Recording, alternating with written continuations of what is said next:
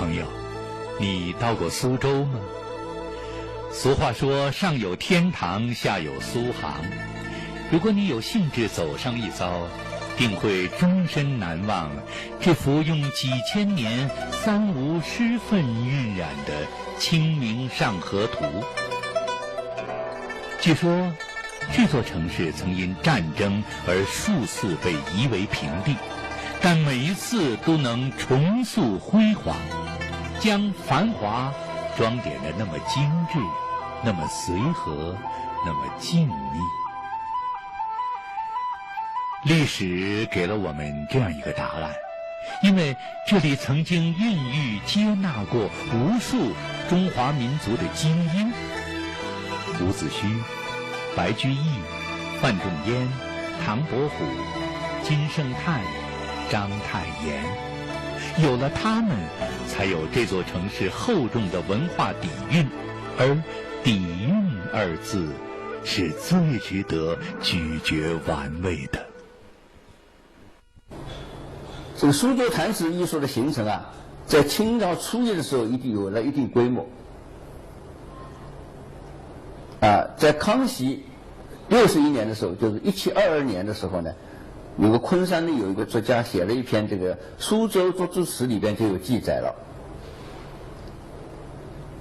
到了乾隆年间吧，苏州这个弹词有了很大的发展。其中有一个故事啊，对苏州弹词是个重要的历史，就是有一个叫黄州市，乾隆1762年的时候南巡的时候呢，就听他唱过弹词。这个乾隆听了他弹词以后非常生动，于是就封他官了，封他7品的这个京官，带他到北京去。后来呢，他因为年纪老了以后呢，在1777年的时候呢，回到苏州了，创办了一个苏州这个弹词艺术上这个一个很重要的一个组织，就是叫光裕社。这个光裕社呢，就是让这个所有的评弹演员交流，有个工会这个地方。讲到苏州弹词的缺点，现在讲起来弹词音乐。弹词音乐呢，属于不要讲唱，它是弹。过去呢有个说法，说平弹呢是指3大流派，3只，一个神调，一个语调，还有一个是魔调。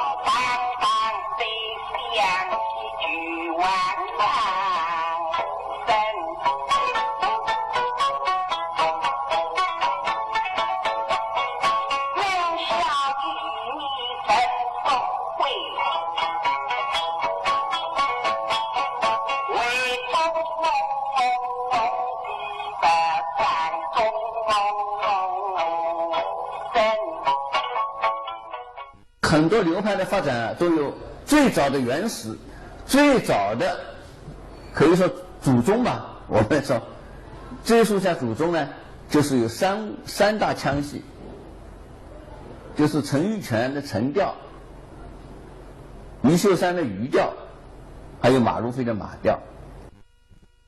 很多流派唱腔呢，都是从这个3个腔系里面发展出来的。苏州评弹真正被听众所认可、所喜欢，当在乾隆和嘉庆年间。为什么？因为这时的苏州评弹已经渐渐地形成了自己的音乐体系。清代乾嘉年间，苏州评弹史上出现了一位举足轻重的人物，他就是陈调的创始人陈玉乾。陈调老先生呢叫陈玉乾，我里原来唱过昆曲，唱过苏台，原来呢专业到台视来的。那么里呢，拿昆曲苏台里的些调兵一旦打得来了，云人宫一种曲调，现在讲起啊，就是云人宫种流派了。因此呢，陈玉乾唱这个调就是叫陈调。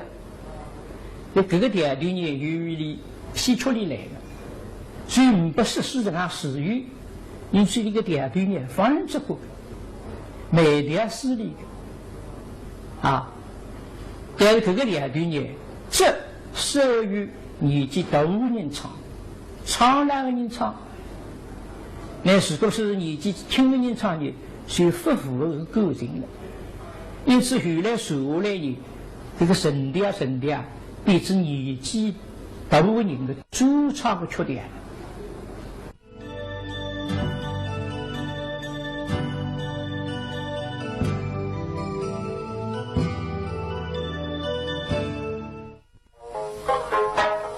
今日山风，今日雨，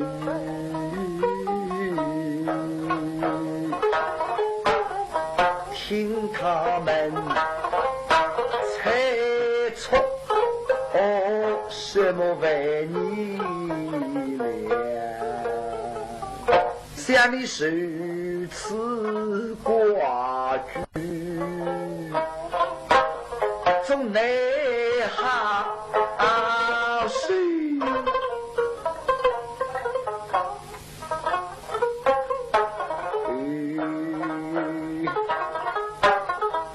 大不是你给天啊去我们下。陈玉乾善于兼收并蓄、触类旁通，渐渐形成了以苍凉厚重为特色的咬字和行腔，尤其是以将人物悲愤、凄凉、壮烈、慷慨之情推向极致。这种别具一格的唱腔，有如秋实源于春华，朗月出自长风，其余晖光照书坛将近200年。下面我们听一段这个刘天云唱的《林冲大学》。林冲大学，就是林冲在这个三圣庙以前啊，很苍凉感情，英雄落魄，他就是用那个陈调来唱，给人一种苍凉凄凉的感觉。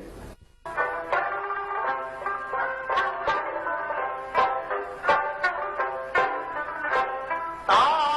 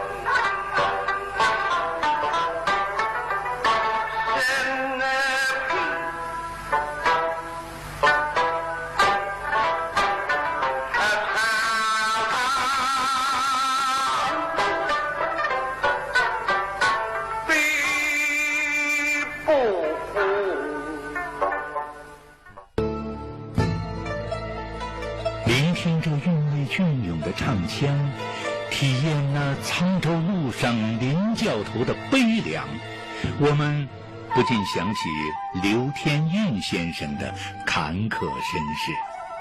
他10岁拜师学艺，12岁登台，17岁离开师门，整整帮了先生5年。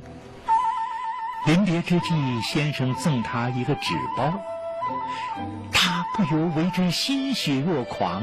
他以为纸包里装的是他梦寐以求的秘籍孤本，他顿时感到有了一鸣惊人的底气和力量，激动地向师父一躬到底。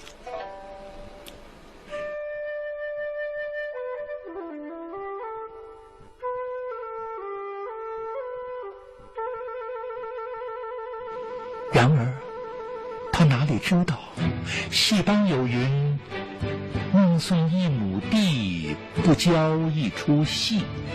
就在回家的路上，他迫不及待地打开包袱，谁知翻到最后一页，也没有一行看得清说得明的剧本，有的也只是一些早已背熟的零星唱词。他遥望先生家门，一怒之下把整个纸包丢进了河里。从此他发愤图强，广采博收，终于龙跃天门，虎卧风爵，卓然成家。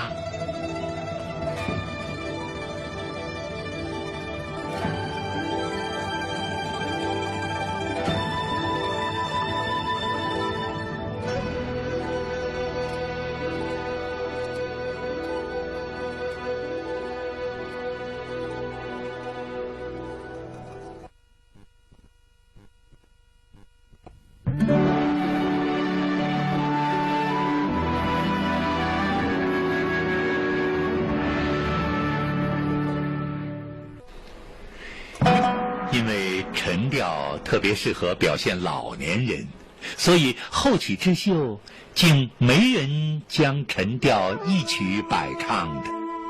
也正因为如此，陈调又给后辈留下了非常大的创作空间。同是一曲陈调，在各位名家的口中，竟如一束桃花，各抒共芳。刚刚我们听的这个陈调啊、戏种啊，都比较苍劲、苍亮的醇厚的这种情形。下面我们听一段比较高亢的、激越的一种情绪，就是杨真雄唱的这个《吴松打虎》。杨真雄的杨调呢，比较激愤的，他是真假上结合的。他这个风格杨调的风格是很特殊的。这个地方呢，他把陈调借鉴过来以后呢，跟杨调结合起来了，所以可以这么讲，人家讲它叫陈杨调。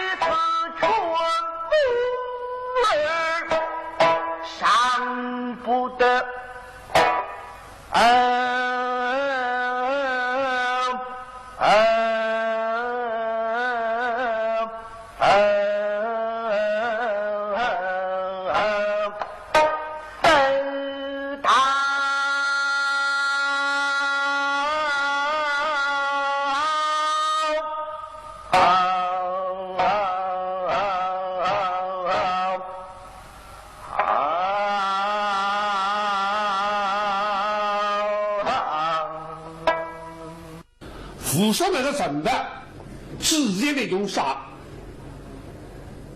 羊的依然是上不走，你用神的。那么你平台的神的呢，过去往往才是有娃啊，你记得个来山，像实际上真心是三怕不实，那么唱神的始终啊比较慢腾腾。那么你通过相当难听，假使那个老人的作为附送这样一个应用神的自己的，嘎嘎不是附送当后应用，只有20多岁，心情红爆，跟体胸抱水，那慢腾腾哪来？所以杨振用的各方面呢，的确不容易，用于探索。用于创新，所以在老人的基础上，这神的性格，这事情特定环境加以运用，而且运用得相当好。板桥诗也，咬定青山不放松，任尔东西南北风。晚年的杨振雄为了把自己的呕心之作《长生殿》整理成册，终因积劳成疾，险些被脑溢血夺去了生命。抢救过来之后，医生一再嘱咐，不能再用脑了，再用脑再复发，我们就没办法了。我记得700个一年呢，在上海图书馆开个新闻发布会，我为你高兴，你也高兴得不得了，从来没有看见你这个红光无比上高兴。那么我当面呢，还送出4本，我对你阿哥讲，一生艺术半实用，因为我们阿哥一生在为艺术，你不想再不可能，这下子走到艺术队。半实用呢，就是半诗，让他讲故事，家庭问题啊、婚姻问题啊，一些什么上升的地价问题啊，是一生艺的半实用。心事尽在杯中，汤里一出上身的，工人意识大对翁，对他700，对方已经48。每天哈哈笑，早上我睡，起了假设，就是别兄弟家辅导那个假设。哎呀，我好兄弟啊，嘿，这把子真的考不上这，考不上这，哈哈笑。那么我把谁不是讲，不理这个这个沟通我里呢，我还起个附送假设。公公，真的是了你的牛不了账。弟兄来告诉我睡。当时有家访者把他记载，嚓，啪就跑过来。那么当照片呢，随着我的弟兄带领的准备，所以我们讲，杨振勇同志呢，为平台时间，都平在奋斗终生。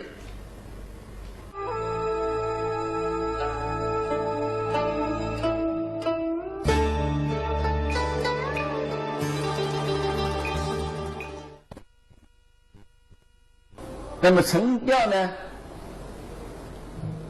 这个腔系里边啊，发展比较大的在弹词音乐的影响比较深的一段，就是蒋玉泉唱的，就是《玉蜻蜓》里边啊，听当夺子的一段，徐公不觉泪汪汪。这段陈调唱的是声泪俱下，啊，每唱一次啊，都得到了很强烈的反响。这段是蒋玉谦创造是个高峰，可以这样讲，把陈调推向那个高峰。那个地方，我听老师讲，你花了很多的功夫。平时西藏从73岁，这儿子新郎的一块肉，现在要把它整个里得起的。听到西女说要姓真了，我就是机会是起的人呢，还有哪是不得了呢？高挑时来了，但是你要想到西藏从73岁。真正伤心过对了，到反而跳不起来。你是用这个音来体会啊，所以这像有一句西宫不着来往，你唱到了心都不得了啊，因为你个年龄关系，那三老三啊，里头这个三字啊，来西宫不着来往。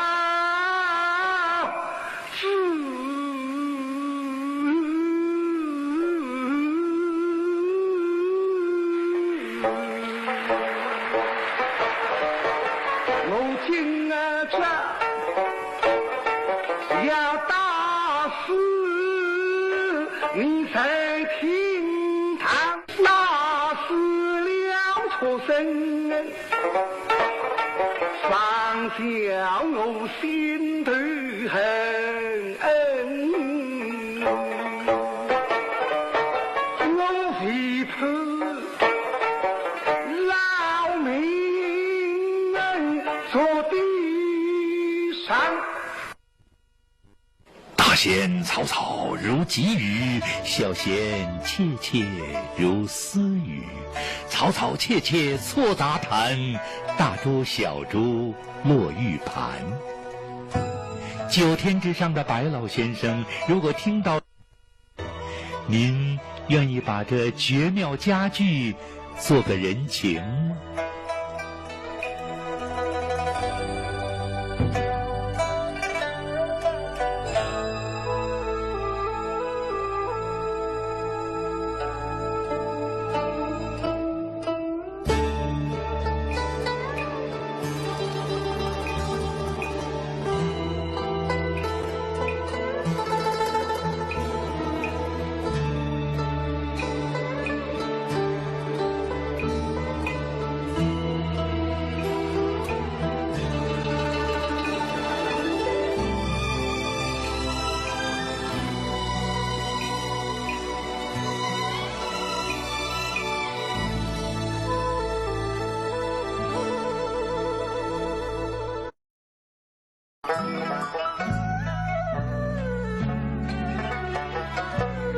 苏州之美，一如春日。杏花3月，灵气所中，山水尽在图画中。苏州之美一如秋阳，散落一地黄金，飘来阵阵菊香。这时候，你不必迷恋于苏州的园林，也不必留恋那小桥流水，你只要在曲曲弯弯的苏州小巷里漫步一回，听隔墙传来的吴侬软语琵琶声，古城的韵味尽在不言之中了。这个苏州话呢，是沪语系统当中的代表语言，总称叫沪语。你别看苏州话里面好听，而且苏州那里是个文化古都，因此你出来个闲话啦，侪是当商量性质的。比方说，我请你吃饭子，你还有空啊？哎呀，请你吃顿饭呀，是没有礼貌的。就是平常的闲话么子，唱相声一般人来苏州人发到苏州去了，也听不懂的，那唱相声，那个总是少点来。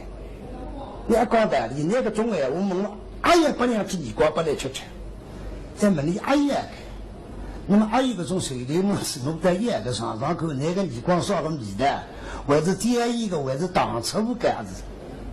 这苏州的语言里相当于一个特点。比方说一个男，你要做歪个，不是睡上床上的男，侬你不个男，还是做歪做到歪结棍。哎呦，这本电视里头好看的啦，哈，做两个歪的，所以那个语言你别看的，那个思想特别来得清爽，否则哪会成为一个妇女系统？历经2500年磨合的苏州话能不嗲吗？所以很多人到苏州，除了游园品尝苏帮菜肴之外，就是特意要来听一听这吴侬软语的。关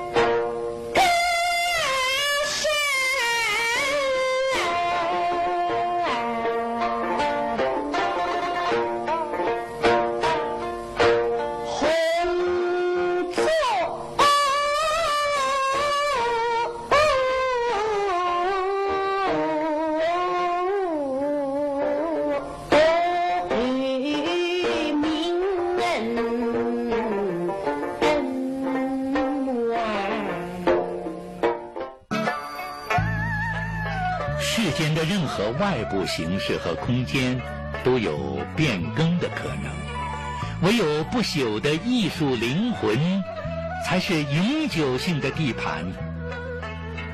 秀翠东南的苏州曾经哺育了昆曲和苏滩，哺育了家喻户晓的评弹，也哺育了绚丽多姿的渔调声腔。嘉庆年间，有一位1584岁生叫余守山，听说里有个阿姐，船上唱搿种山曲的，因为你中年丧夫，心里向非常苦闷，所以经常辣辣花前月下来吟诗啊、唱曲。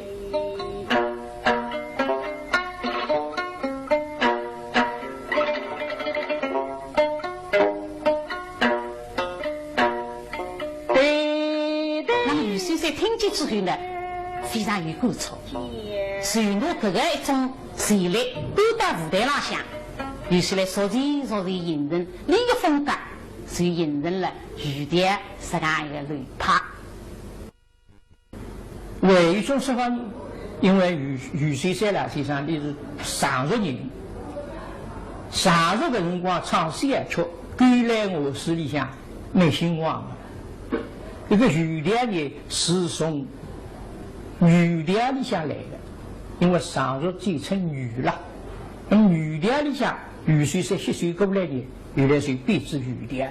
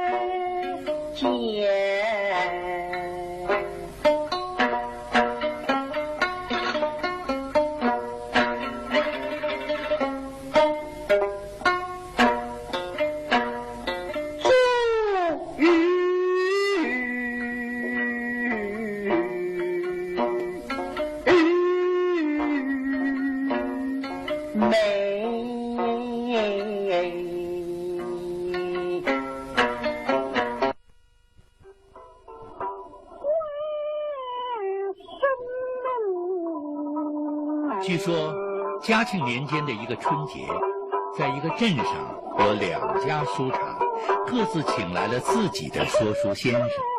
自编自演珍珠塔的马春帆先生，当他得知敌当是余秀山老前辈时，还没开场就过来拜客。听不听见字嘛，话不清楚。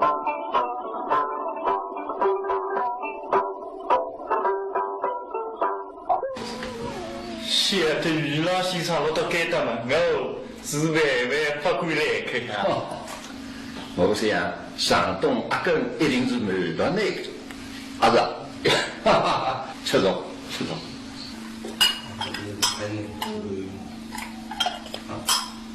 你拿上放多少大档？哈哈，陈伟，你放100年事的心，大胆的去做，不够，你要认真的啊！哈哈哈哈。余秀山知道这位后生是秀才出身，又是这样温雅谦恭，于是暗暗拿定了主意。开书的第1天，余秀山这边客满，而马春帆那边只有70-80人。也不知道什么原因，3天之后，于老先生那边只有70、80人，而马春帆那边竟是听客盈门。听众纷纷传言说，于秀山说书毫无精神，唱也一般，名家徒有虚名。谁知到了元宵，听众发现于秀山好像换了一个人，精神抖擞，妙语连珠，一曲渔调有如春莺百转，声声迷人。再过3天，马春帆那边已是门口罗雀了。但是这个语调上腔上被那报了诗里向来唱了，就越还知了，因为诗里向人物有各种感情，有美的，有夸的，它是一种急促的、急迫的各种唱腔，你人家美调诗里唱，所以格格不入。因此原来呢，拿这个上语调呢是改成功斗腔。那20世纪30年代辰光，就是我父亲，我也是杨新如了，你是说珍珠塔。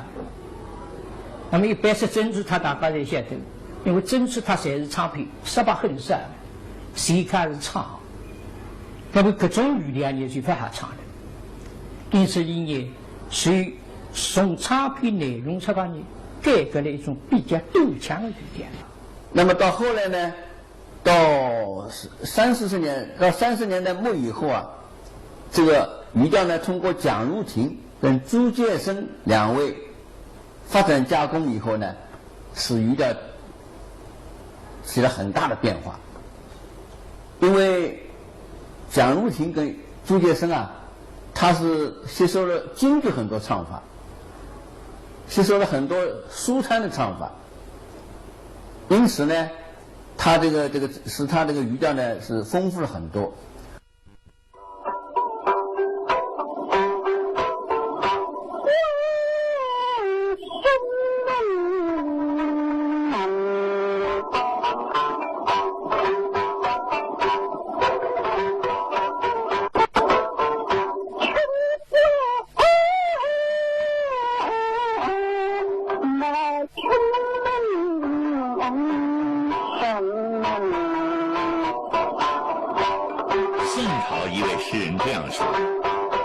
只看后浪催前浪，当务新人换旧人。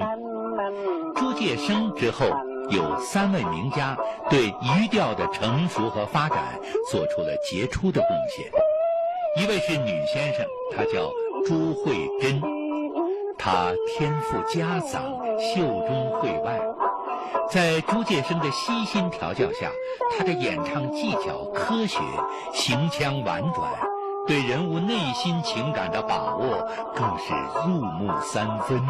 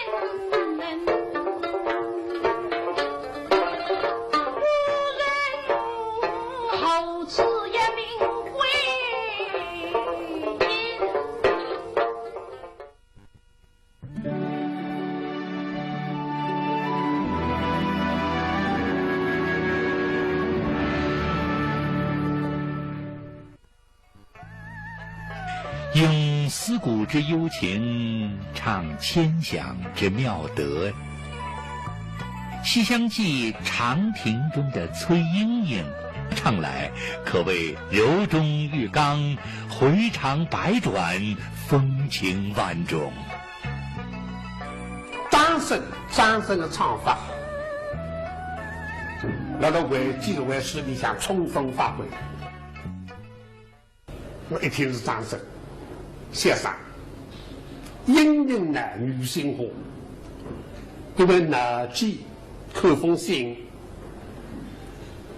看悠扬像悠扬，真正的语调唱得安浓，而且自家经过精心设计的唱腔，所以整个西厢记呢，以语调为主题的呢，得到听众的认可。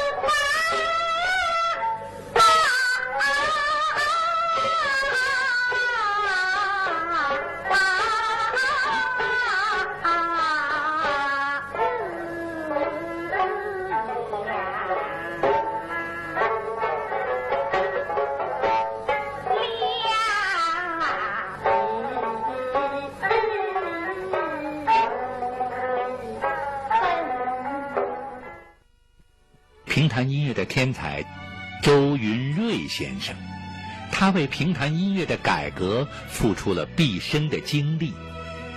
一曲《月云》，无论曲调旋律、演唱技巧，还是伴奏过门，你越往细处品味，便越会为探索者的勇敢和美不胜收的意境所折服。这个语调啊，因为它的旋律性比较强，因此呢，在后面这个弹词啊，经常用的这个语调来发展。你比如周云瑞唱的那个叫这一段语调，他是比较这样的唱的，语调一般讲比较抒情委婉的。周云瑞唱呢，因为根据内容需要，他是唱的比较这样的，伴奏上也改变了。说起周云瑞先生呢，他对弹词音乐有很大贡献，因为他对音乐很有研究，他的伴奏也很好，所以通过他唱啊，使语调呢大大的发展一步。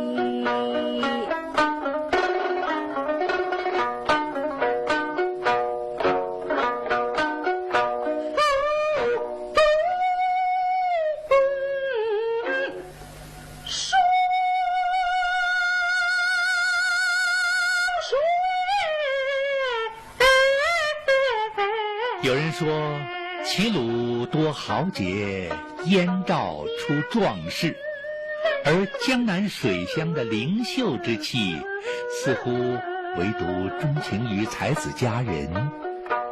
然而，当你聆听这段金戈铁马直捣黄龙的月云，难道不认为苏州评弹也能奏响那一份铁皮铜板的铮铮阳刚吗？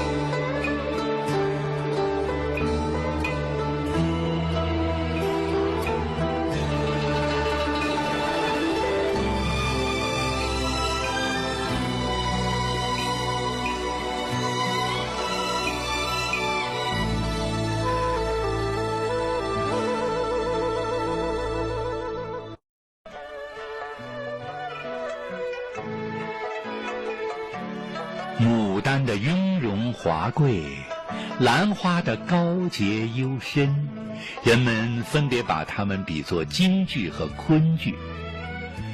如果我们也给苏州评弹冠以花名，恐怕非芳香袭人的茉莉花莫属了。在评弹200年的历史长河中，曾经产生20多个流派，足以与京剧流派之多相媲美。然而，自从陈调、余调问世之后，评弹流派曾经有过半个世纪的沉默。直至嘉庆年间，一部珍珠塔弹词本的出现，才给后来马调的形成提供了契机。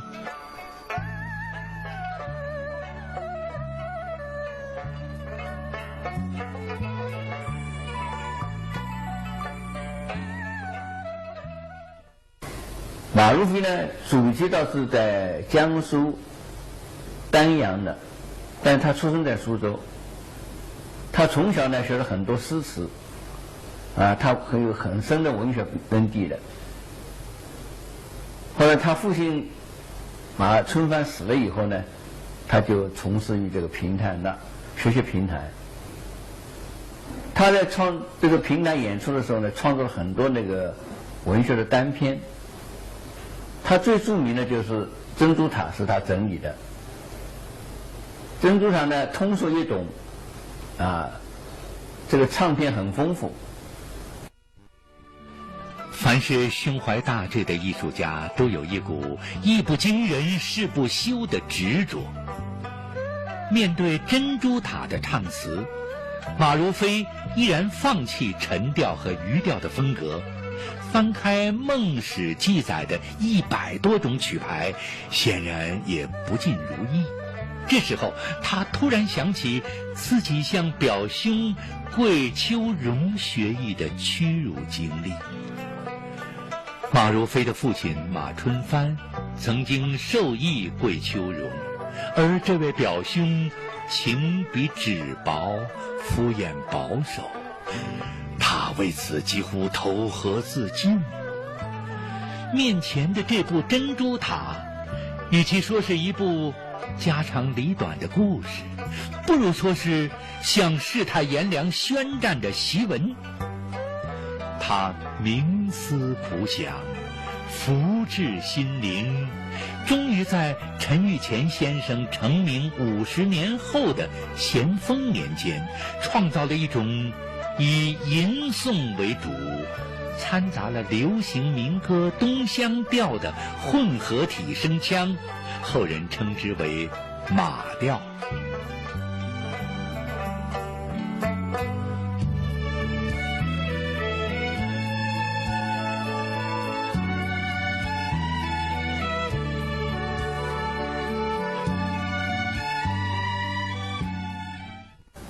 那么因为马先生的搿些辰光既唔得录像，又唔得录音，所以连声乐处理、音响处理在成分上听不见。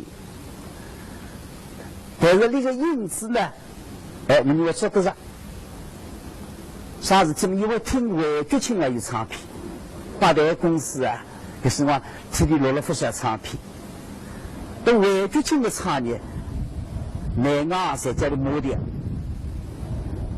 那么到现在为止你台湾向他是唱德剧、几十剧一来唱呢，有辰光会得讲你唱马调，所以讲德剧就是马调，马调特色是德剧。音符是跳动的心灵，艺术是耕耘的结晶。最初的创造也许是那么简单，却耗费了3代艺人70年的心血。一部《珍珠塔》使马如飞获得塔王的桂冠，而魏觉清则赢得了书坛文状元之雅誉。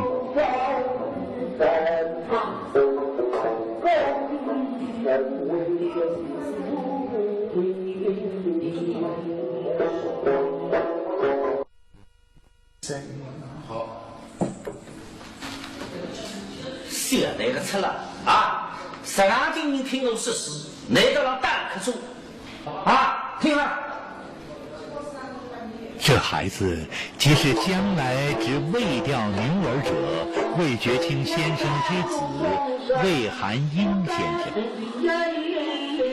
魏含英先生不愧为将门虎子，经过长期的勤学苦练，在掌握快速运腔的基础上，他更注重唱腔与人物之间的感情关系，所以后来他唱的魏调能随着剧情的跌宕起伏随意变化节奏。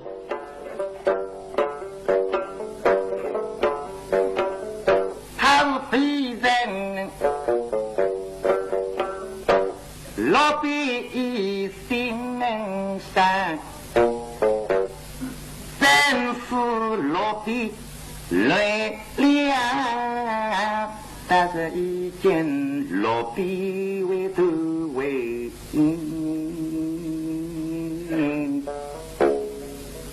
山。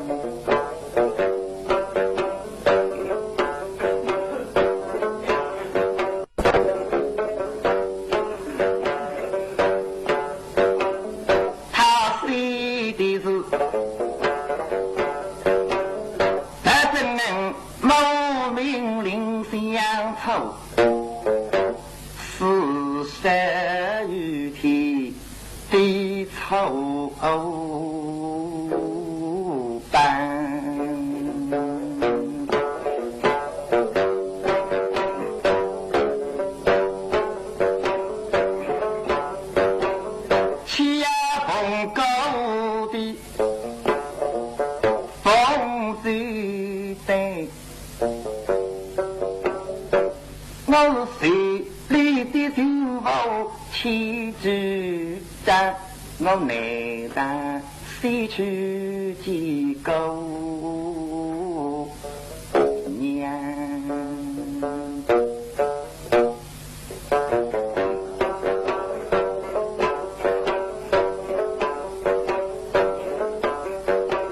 他把那东风起灵，随一而居李延分他。两岁还有空气味当然这得方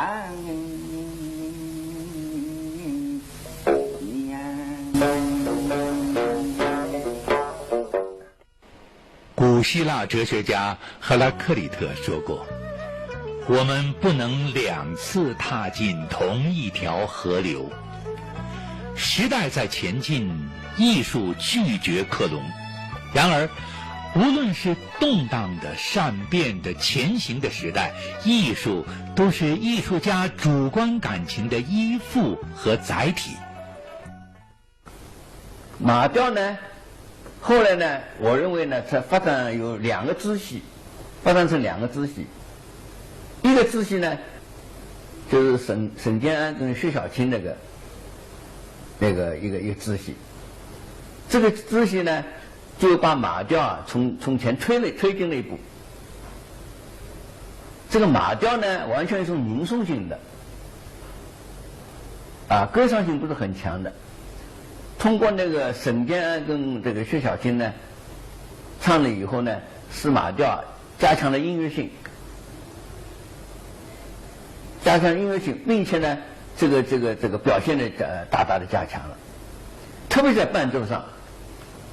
刚刚我介绍了，就是过去的马调就是一个三弦来伴奏的，那么通过薛晓卿呢，他加了琵琶，这三弦跟琵琶两个一加以后啊，这个音乐色彩特别浓。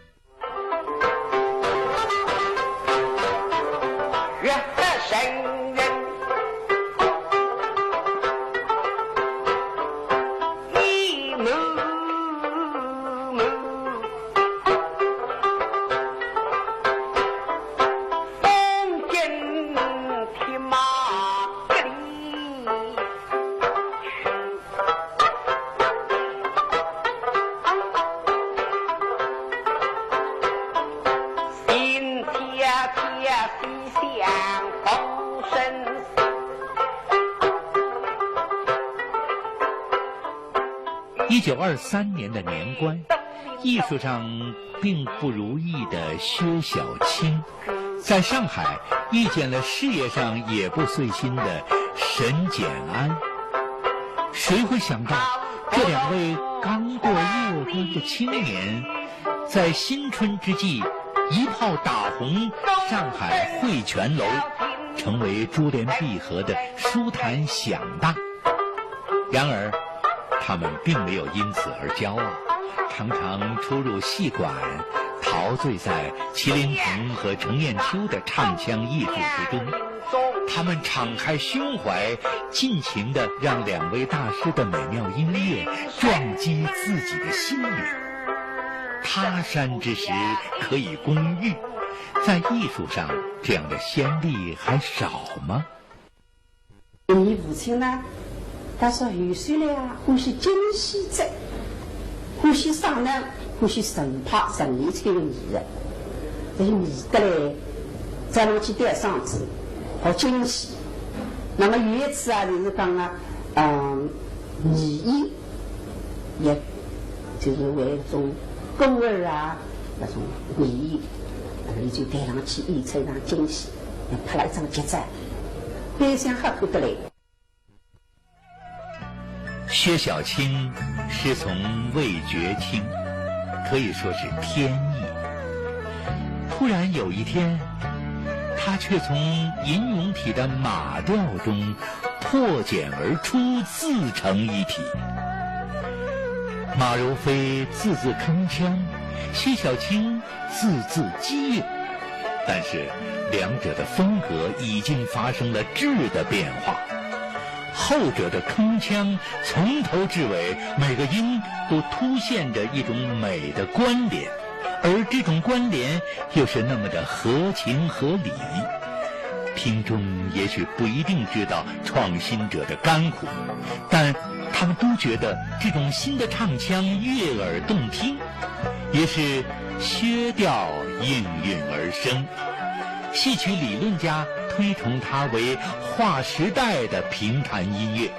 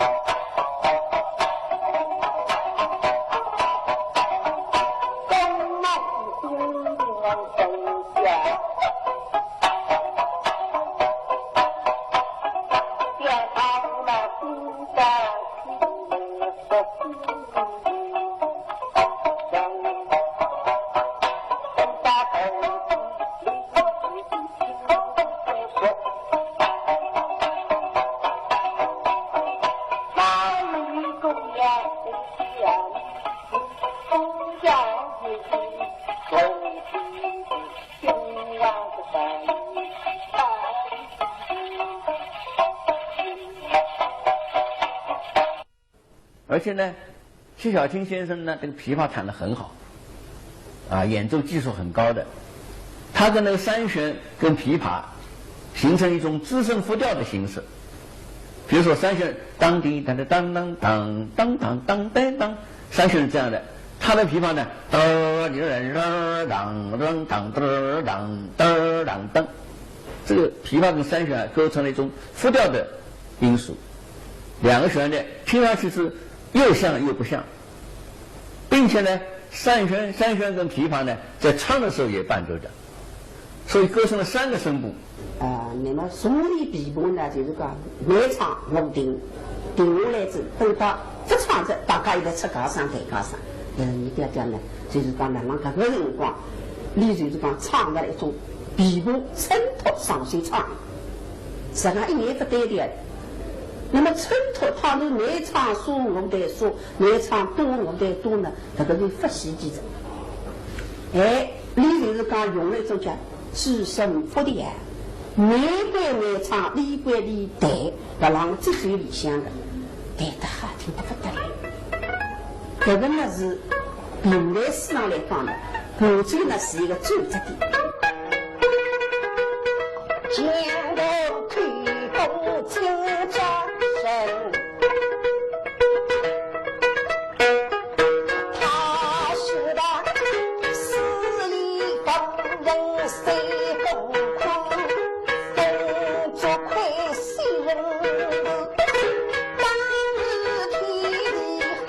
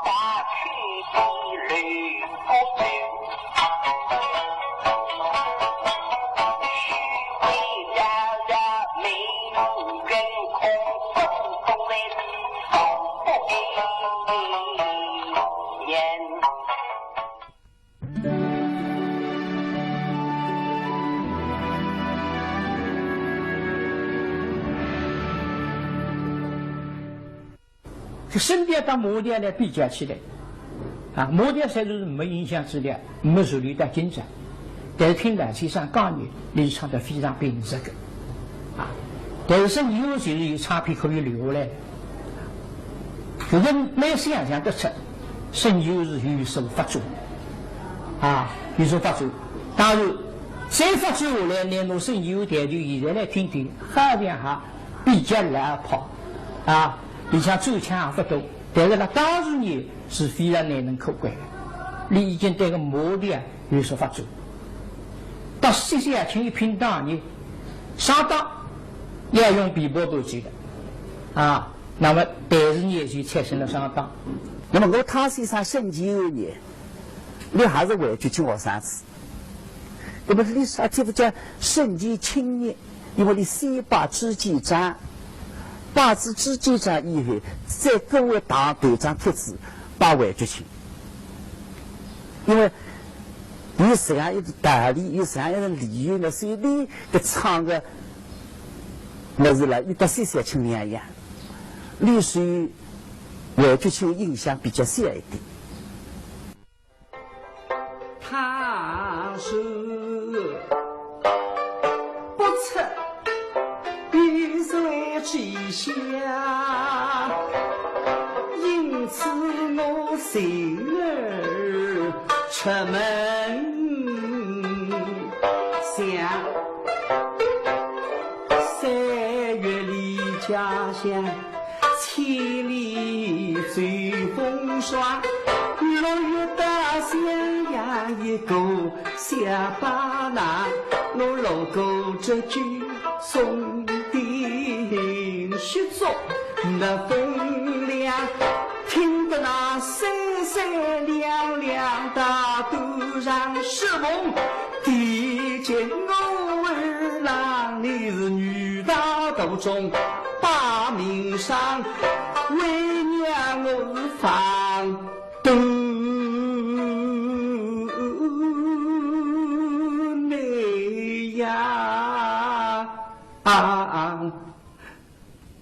的泪满。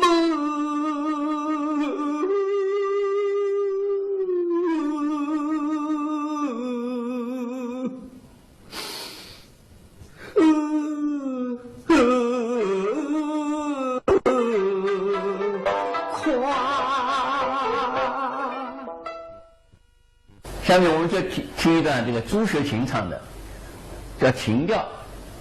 这个情调呢，就是跟省学调里面又发展了一步了。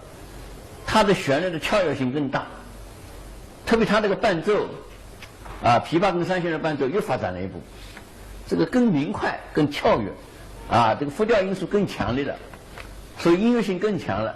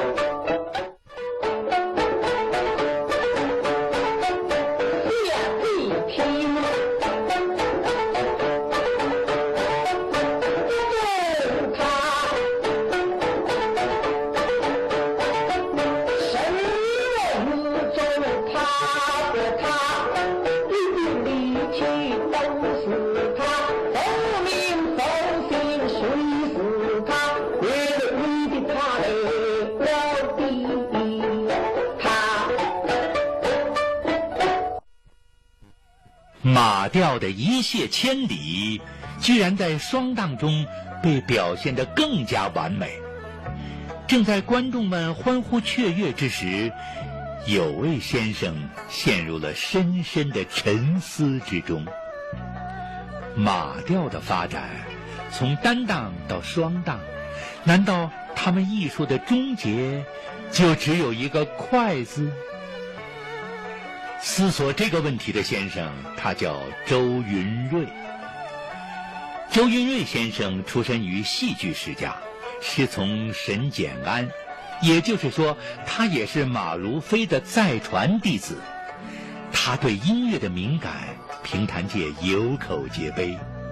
他独创的反离魂调，他第一个尝试评弹的群唱和大合唱，还有很多很多没有记上他名字的流派新唱。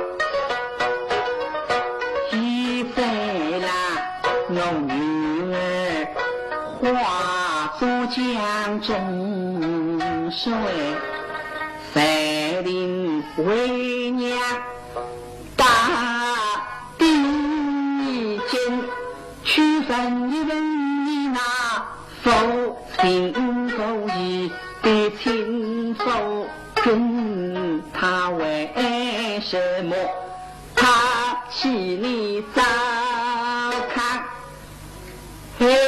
思念你这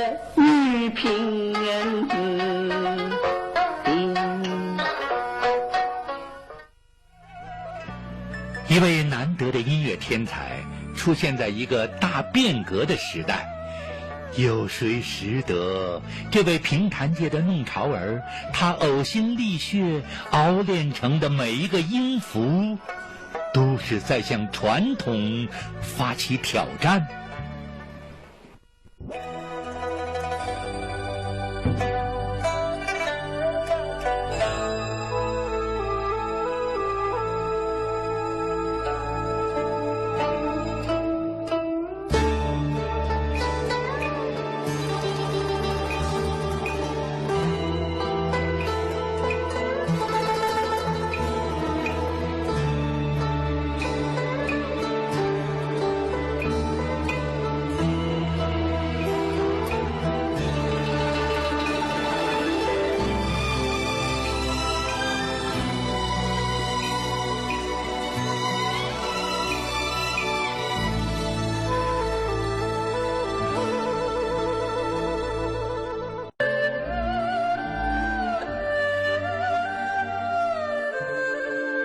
月落乌啼霜满天，江枫渔火对愁眠。姑苏城外寒山寺，夜半钟声到客船。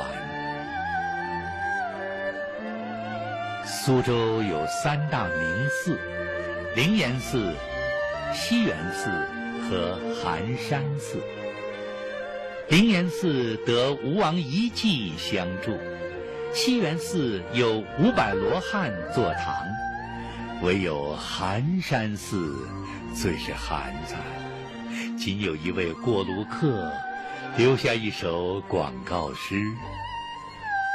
可是说来也怪，3寺的香火偏是寒山寺最旺，尤其是大年初1来听钟声的中外游客人山人海。自有好事者出来打抱不平，说应该给1000多年前的张继补发奖金。一句戏言折射出苏州市民对古文化的崇尚。也正因为这句话，勾起了我们的无限惆怅。陈玉乾、于秀山、马如飞这3位先生，难道不应该补发奖金吗？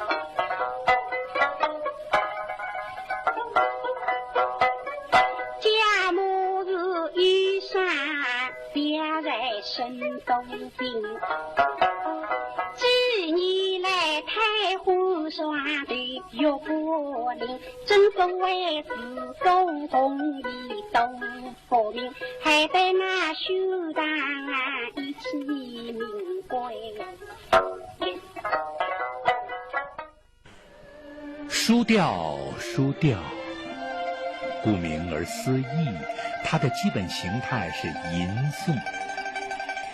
有喜欢昆曲的，其调中有昆味；有喜好苏摊的，其调中杂以曲牌。这些书调虽然个性不强，但它具有叙述性这个重要的特征，所以陈、虞、马三调的横空出世，他们并没有为各书家所放弃。那么书调也发走脱呢，还没发走脱。流派再多，这样没一没。书调一直受累到今朝，还有很多人让他唱。听众比较熟悉的也蛮多啊。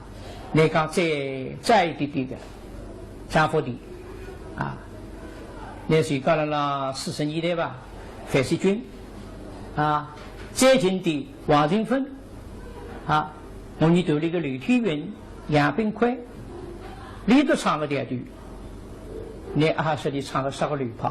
没流派，你唱个就是诗调，非常朴实啊，非常平淡的。我唱剧的一个构成才表达出来。我话你对对金金双天的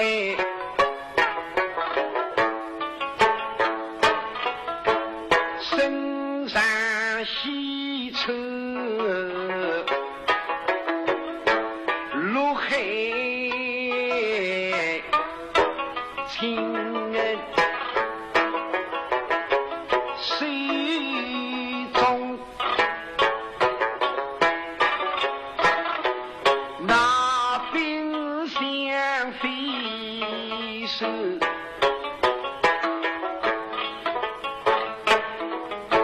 是谁人还记真内娃有情定周调是马调与虞调的结合，所以周瑜权的贡献在哪里呢？他是在马调的基础上另辟一个途径等于创造了一种这个另外一个秩序。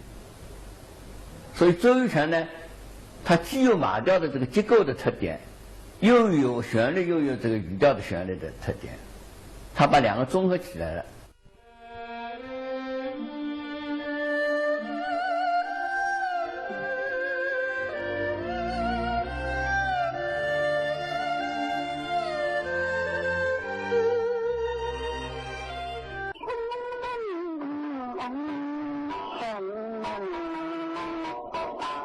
在八仙桥中汇商店门前，每天早晨总有一个17、18岁的小伙子匆匆起来，他不是来买衣物的，只是为了听一听殿堂内播的评弹。他的痴迷令店老板也为之感动。他和古时候凿壁借光的匡衡何其相似。后来每当小伙子出现在店门前，老板就把无线电开得响一些。这个青年就是张云亭先生的门生，他叫蒋月泉。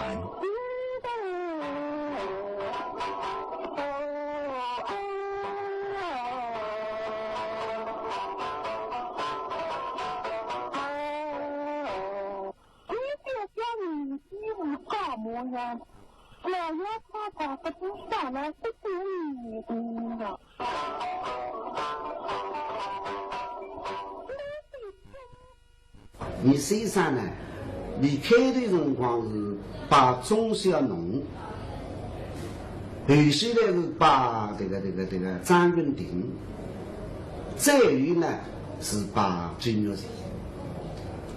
你哪能会得把追牛人？照道理讲起来呢，你实际上他追牛人，他实际上啊，你他是平白了，是个王师弟兄。追牛这个老师叫王志侯，你身上的老师呢叫王子仪，其实呢有些来的张家里找女婿的了，所以叫张仁鼎，是干王师的兄弟。那么你是一张难为的再去把追求人呢？那我是讲起来，类似艺术浪向是很满足，精益求精。继承这个周调呢，最有代表性的就是蒋玉泉的讲调。讲调就是在周调的基础上发展的。可是呢，讲调因为它有深厚的语调基础，蒋玉泉最早也是学语调的，并且呢，蒋玉泉喜欢学京剧，特别是这个杨宝生的这个唱法，所以呢，讲调呢，它有京剧的唱法，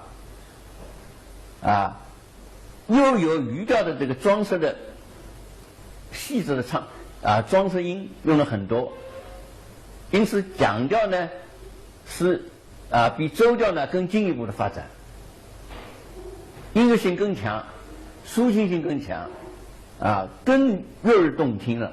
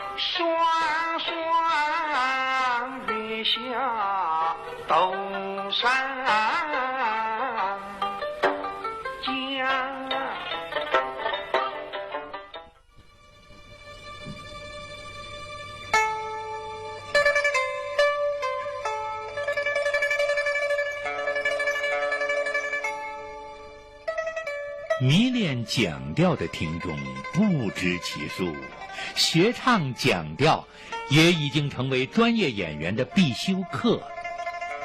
但真能得到蒋先生神髓者，至今屈指可数。因为蒋先生的曲调，初学者往往不觉得其中之难处，但是越往深处探寻，越会觉得其内涵无穷无尽。真所谓入山越碎，问津越深，不入虎穴，焉得虎子啊！潦倒穷水，举美人，他靠那美人挑菜来动花。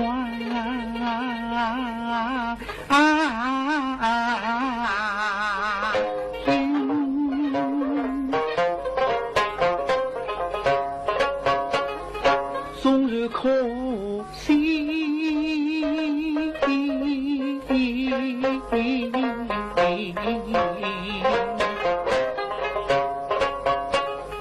非把志气下，见够巧，巧不得他你是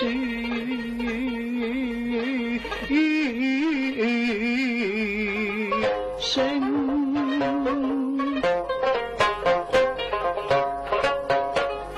吃得糟糠才是女，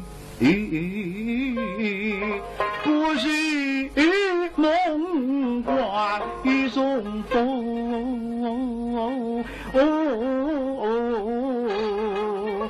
心。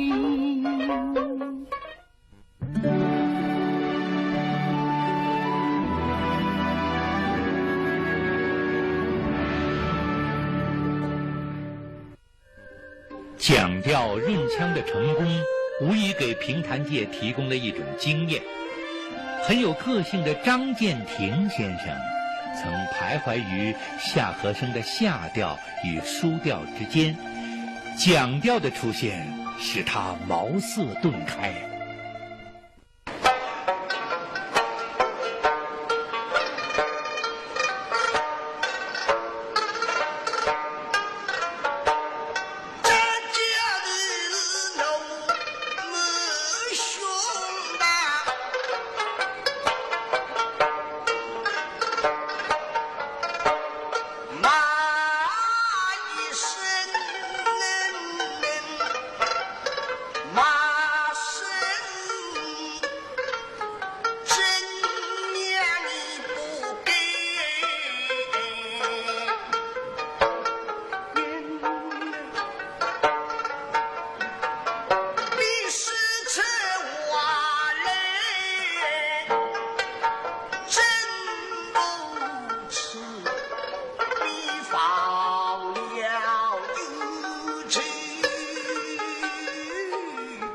张建庭先生的风格曾因一个“野”字被大上海拒绝过6次，但在艺术实践中，恰恰是这个“野”字给了他无尽的张力和创造力。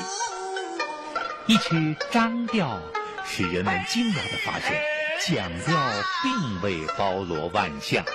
一位叫张建庭的后来者，在与蒋月泉平分秋色，他们在同一个节奏中表现着2种极致，一个阴柔，一个阳刚。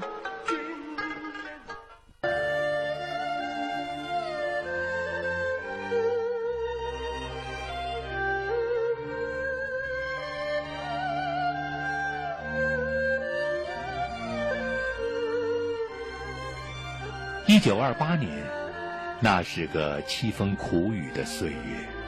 徐立先出身于苏州一个穷苦家庭，他降生不久就被一对钱姓夫妇领养，9岁上台插边花，小小年纪受尽了种种磨难。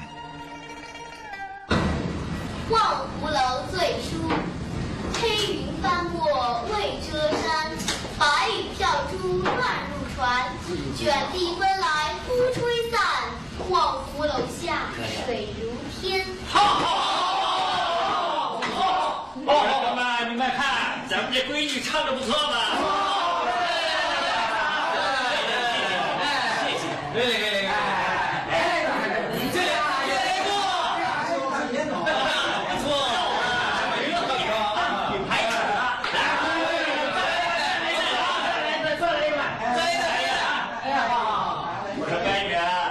来，再给他们爷们唱上一段。来一个，来一个，好，来一个。徐立新老师的理念呢，是创始于20世纪50年代初，也就是解放初期。但是当时辰光里个音乐结构啊，关于那个唱腔的运用啊，那个蒋乐队呢是个这样的是比较接近的。但是那个嗓音非常有特色，疏哑，而且浓得不得了。所以如果搿只嗓音保得跟现在来讲是可以唱流行歌曲一类了。那么是讲离真正的搿个理念的形成呢，或者完善呢，还是辣那里进上海平台头之后。因为当时辰光头里向知名演员比较多嘛，辣那搿些前辈的老师的训导，为呢指点影响下头，使搿个理念逐步完善走向下来。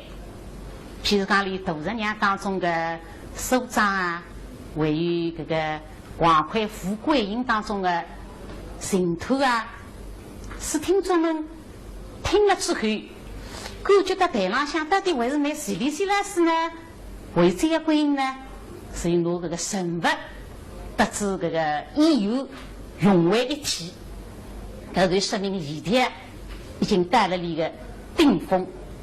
不忍来梨花落，烟花开，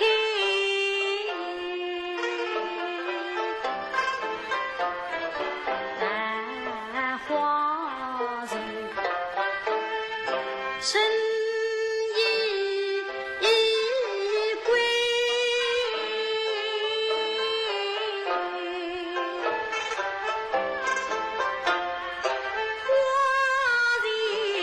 陈归你呀不归。我想艺术家了，毕竟是艺术家。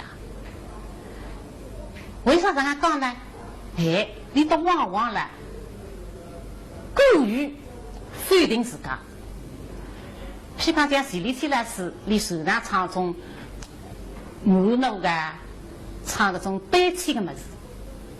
哎，大概辣1958年，上海市曲艺大会议的辰光，你推出一只新的开篇，叫《新莫来诗》。当时辰光大家侪呆脱了，你们哪唱搿种题材呢？搿种理念不擅长唱气势磅礴的么子，也会得炸锅。还不晓得搿只开篇唱完啊，下头掌声雷动，大家侪激动得不得了。辣辣热烈的掌声当中，徐立新老师重新走上台，坐下来，再唱一遍《新莫来诗》。搿种情形，辣辣平台史浪向是还是非常深的。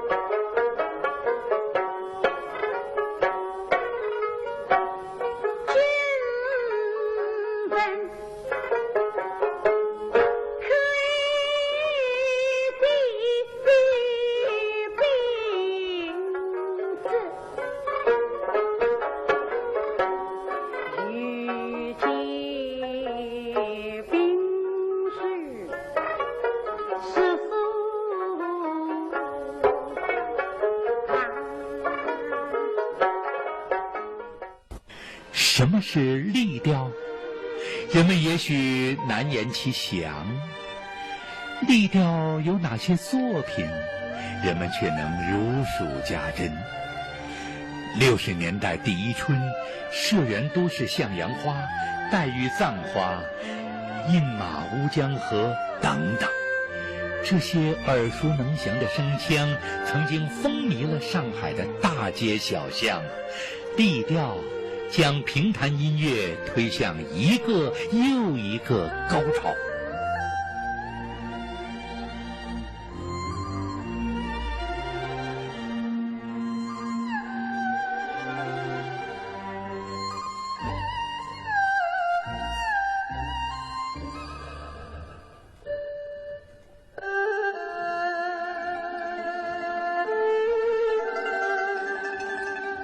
听一曲丽调，再听一曲书调，你听，这两调之间怎么会有滴答滴答的滴水声？